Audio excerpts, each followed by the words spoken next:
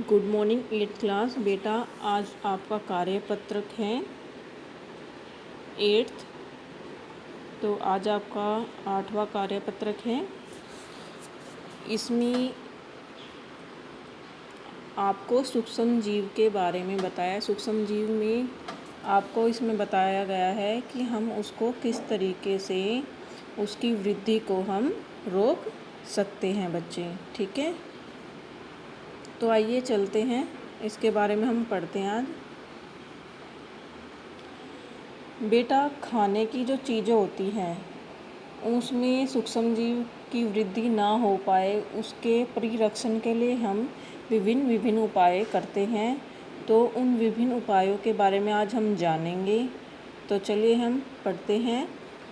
यदि आपका सर्दी के मौसम में आम खाने का मन कर रहा हो या गर्मी के मौसम में स्ट्रॉबेरी खाने का मन कर रहा हो तो आप क्या करेंगे बच्चे। जैसे कि हम जानते हैं कि सूक्ष्म जीव वातावरण में लगभग हर जगह मौजूद होते हैं।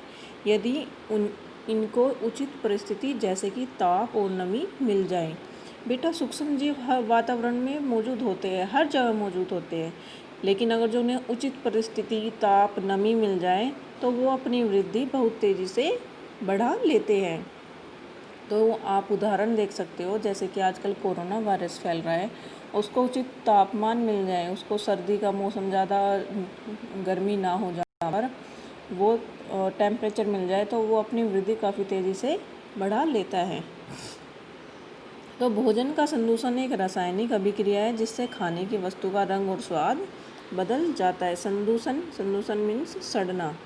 तो ये कैसी अभिक्रिया है जो मैंने अंडरलाइन किया है, जिससे खाने की वस्तु का रंग और स्वाद बदल जाता है और उसमें बदबू आ जाती है।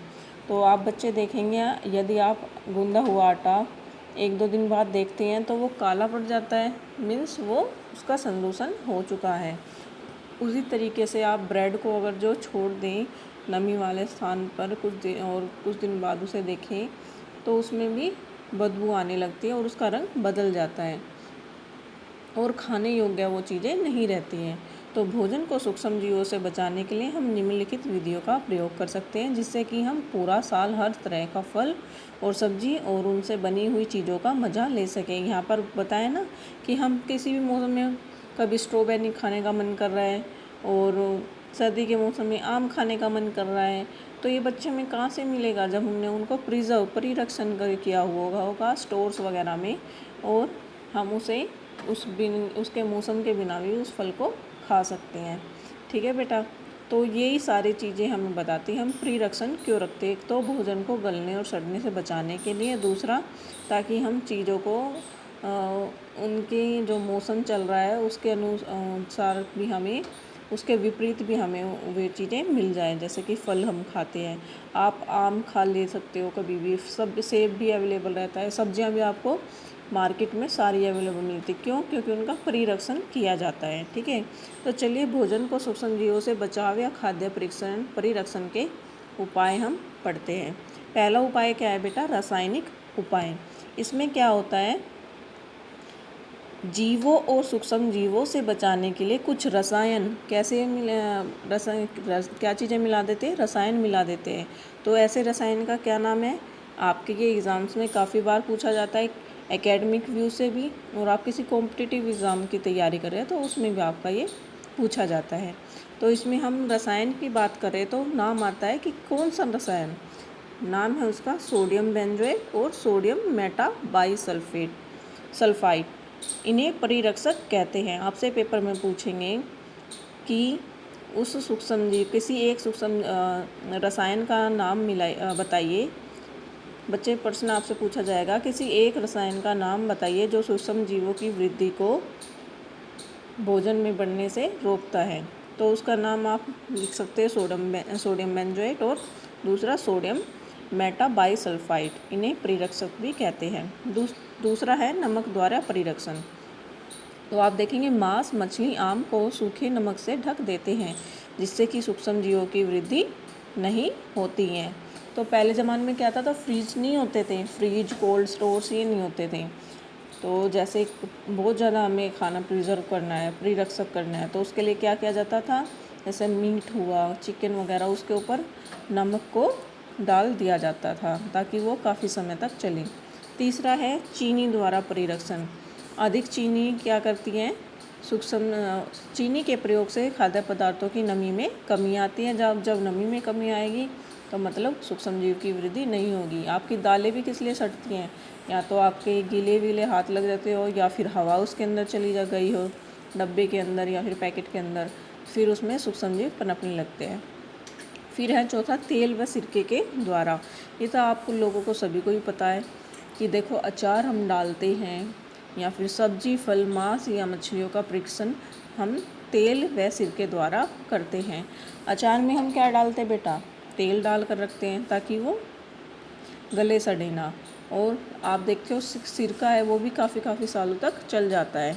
ठीक है बेटा। गर्म व ठंडा करना, तो गर्म एवं ठंडा करना ये हम पढ़ते हैं।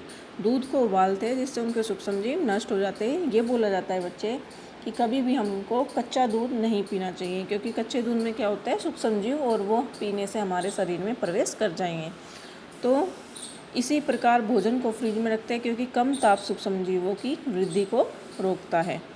अब बात करते हैं पाश्चुरीकरण। जो आप पैकेट्स का दूध लाते हो, अमूल है, आनंद है, कोई सा भी दूध यूज़ कर रहे हो, हेरिटेज है, तो उसकी प्रक्रिया क्या है उनको प्रिजर्व करने की, वो क्या है, पाश्चुरीकरण। तो आइए पढ़ते हैं पाश्चुरीकरण क्या होता है। दूध को 70 डिग्री सेंटीग्रेड पर, कितना, 70 डिग्री सेंटीग्रेड पर 15 से 30 सेकंड के लिए गर्म करते हैं, फिर एकाएक ठंडा कर देते हैं और उसको थैलियों में भर देते हैं। अधिक 70 सेंटीग्रेड बहुत ज़्यादा टेम्परेचर होता है। उसको 15 से 30 सेकंड के लिए गर्म किया और तुरंत ठंडा करके फिर थैलियों में, पैकेट्स में उसको डाल दिया। ऐसा करने से सूक्ष्म जीव की वृद्धि रुक जाती है। इस प्रक्रिया को पाश्चुरीकरण कहते हैं। तो बेटा यहाँ से लेकर और यहाँ तक ये क्या कहलाता है, पाश्चुरीकरण की डेफिनेशन है। जिसकी खोज सबसे पहले किसने करी थी, ये भी आपके पेपर में पूछा जाएगा कि पाश्चुरीकरण नामक विधि की खोज किसने करी, तो लुई पाश्चर ने। तो उन्होंने क्या दिया था, जिसकी खोज सबसे पहले लुई पाश्चर नामक वैज्ञानिक ने की। पाश्चुरीकृत दूध को हम बिना उबाले भी इस्तेमाल कर सकते हैं। और सबसे लास्ट है भंडारण एवं पैकिंग। मेवे तथा सब्जियों को वायुरोधी सील किए गए पैकेट में रखा जाता है। आप देखिए पैकेट्स में आजकल दालें भी उपलब्ध है, और जो खुली दाल लेकर आते हैं उसमें जल्दी कीड़ा लगता है। क्यों, क्योंकि वो वायु के संपर्क में है, और वायु में तो नमी होती है, और इसमें लिखा हुआ है, आपकी वर्कशीट में भी बताया हुआ कि जब नमी आ जाएगी तो सूक्ष्म जीवों की वृद्धि होने लगती है। ठीक है, तो जब उसमें वायु नहीं होगी तो सूक्ष्म जीवों की वृद्धि नहीं होगी, और जिससे हमें सूक्ष्म जीवों से सुरक्षा मिलेगी। आप यहाँ पर देखिए बादाम को एयर टाइट पैकेट में डाला हुआ है। उसी तरीके से आप कोई भी कंटेनर है उसमें कुछ भी चीज़ें डालते हो तो एयर टाइट कंटेनर लेते हो ना दुकान से, वो यही रीज़न होता है कि ताकि उसमें नमी ना आए, वायु ना अंदर जाए और सूक्ष्म जीव की वृद्धि ना हो। तो चलिए बच्चे, अब हम क्वेश्चन आंसर्स करते हैं। किन्हीं दो रासायनिक परीक्षण के नाम बताओ। हाँ जी, तो दो रासायनिक परीक्षण ये आ जाएंगे, सोडियम बेंजोएट और सोडियम मेटाबाइसल्फाइड। तो ये फर्स्ट का आंसर हुआ आपका। दूसरा है खाद्य परीक्षण के कोई 4 तरीके लिखिए। इनमें से कोई भी 4, नमक द्वारा, चीनी द्वारा, रासायनिक उपाय द्वारा, तेल व सिरके द्वारा, इनमें से कोई भी आप 4 लिख सकते हैं। ये आपका दूसरे का आंसर है। तीसरा है अचार में अधिक तेल व नमक क्यों डाला जाता है। तो इसका आप लिखेंगे अचार में अधिक तेल व नमक इसलिए डाला जाता है ताकि उसमें सूक्ष्म जीवों की वृद्धि ना हो और अचार गलने या सड़ने से बच जाए और काफ़ी दिनों तक वो चले। नेक्स्ट है बच्चे, आम से बनने वाली किन्हीं 4 चीज़ों के नाम बताओ जिनका हम परीक्षण कर सकते हैं। तो किन्हीं 4 चीज़ों के नाम क्या आ जाएंगे, जल्दी से बताइए। चलो मैं आपको बताती हूँ। एक तो आएगा आम का अचार, आम का अचार,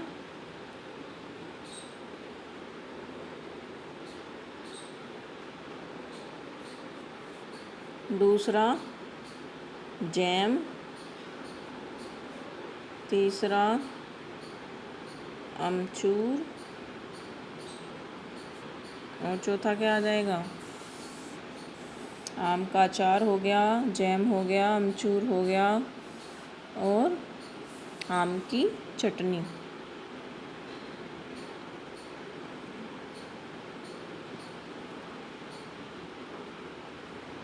ठीक है बच्चे, तो ये आज आपकी वर्कशीट है। आई होप सभी को समझ में आ गया होगा। Thank you.